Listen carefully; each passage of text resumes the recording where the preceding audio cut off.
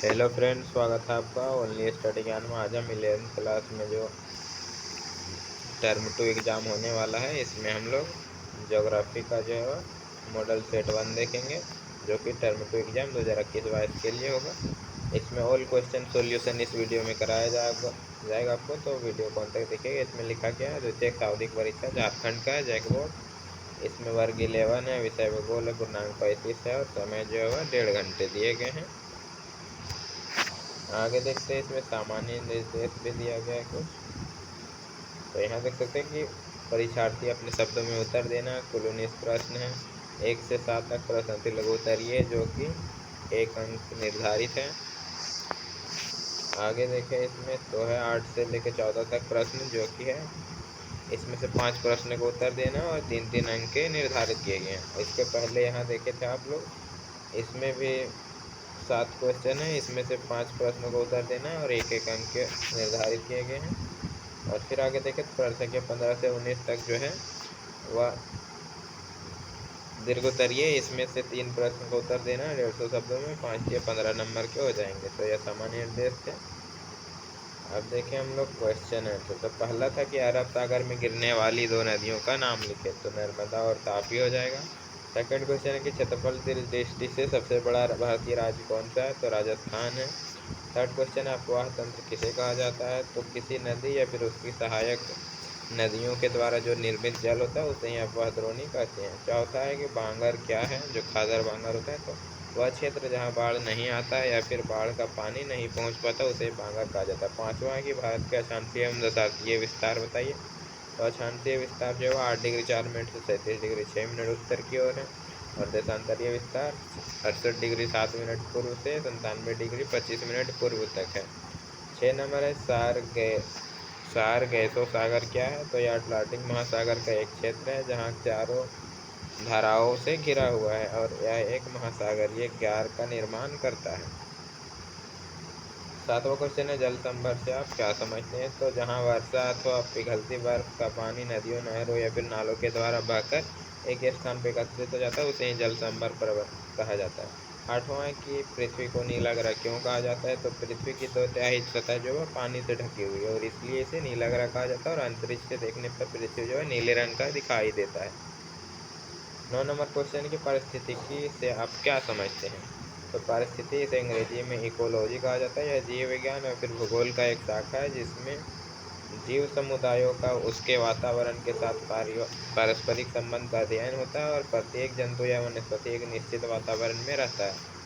10 number है कि जैवमंडल से आपका क्या तात्पर्य है, तो जैवमंडल अथवा जीवमंडल एक होता है सामान्यतः रूप से जो है पृथ्वी की सतह के चारों ओर व्याप्त एक आवरण है जिसके अंतर्गत वनस्पति तथा पशु जीवन बिना किसी रक्षक साधन के संभव हो सकते हैं। पृथ्वी की सतह अथवा जो है परपट्टी या फिर उसका समीपवर्ती वायुमंडल जिसमें जीव पाए जाते हैं इसे ही जीवमंडल कहा जाता है। आगे देखिएगा, तो नदियों के किन्हीं 5 महत्व को लिखना है, तो नदियाँ जो है खेती के लिए लाभदायक होती है जो कि जलोढ़ मृदा उपलब्ध कराती हैं। दूसरा, नदियाँ जल प्रदान करती है। तीसरा, घरेलू एवं औद्योगिक गंदे अपशिष्ट पानी को नदियों के साथ बहाया जाता है। चौथा, बड़ी नदियों का उपयोग जो है जल परिवहन नौकायान के लिए किया जाता है। और 5वां, नदियों में मत्स्य पालन यानी कि मछली के रूप में पालन भी किया जाता है।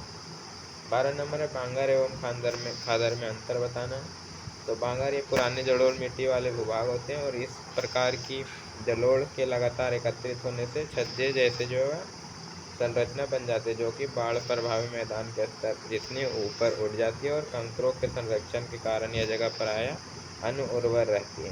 और खादर देखें तो नवीनतम और बाढ़ मैदानों का युवा संग्रह खादर कहलाता है।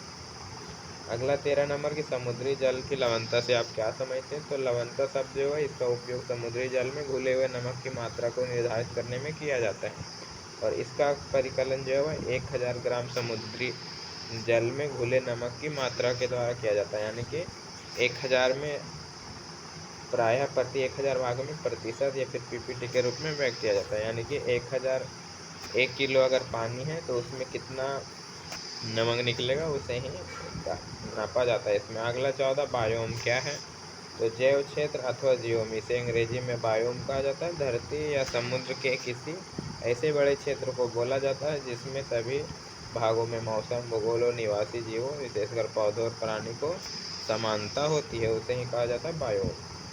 15 है पारिस्थितिकी संतुलन क्या है, इसके असंतुलन को रोकने के उपाय की चर्चा कीजिए।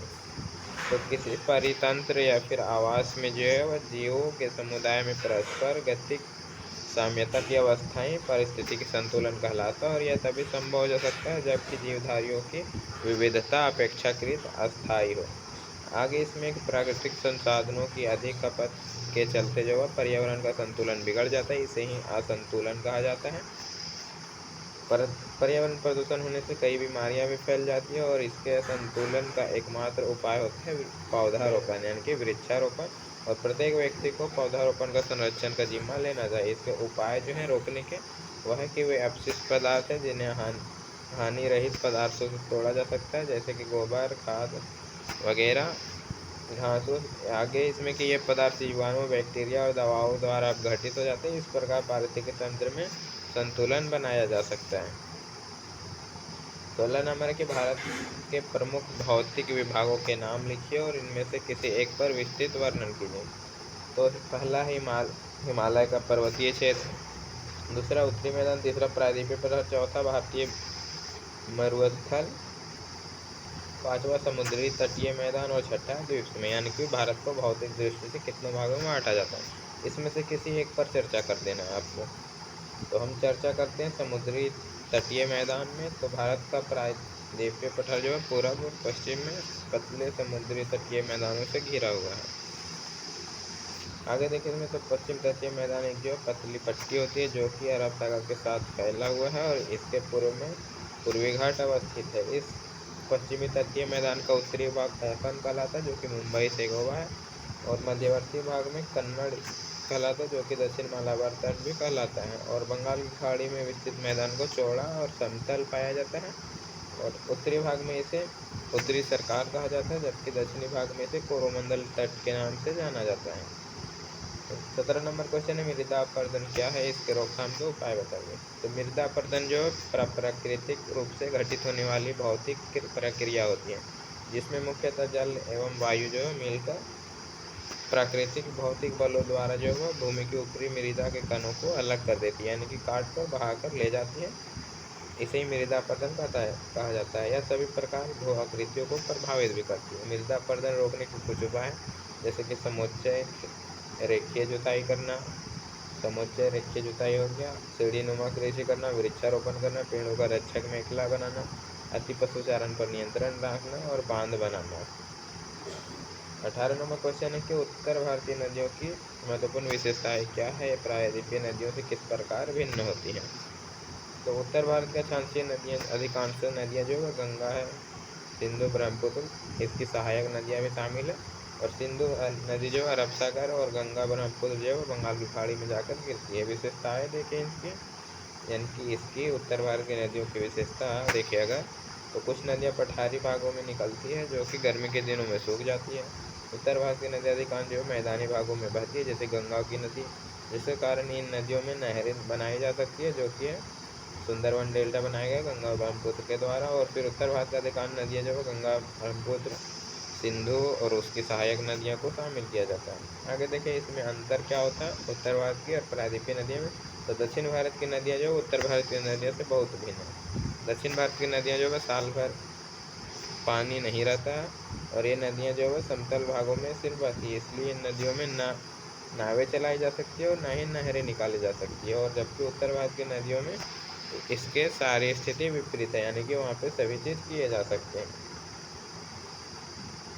लास्ट क्वेश्चन 19 नंबर है कि भारत के मानचित्र में निम्नलिखित को दर्शाइए।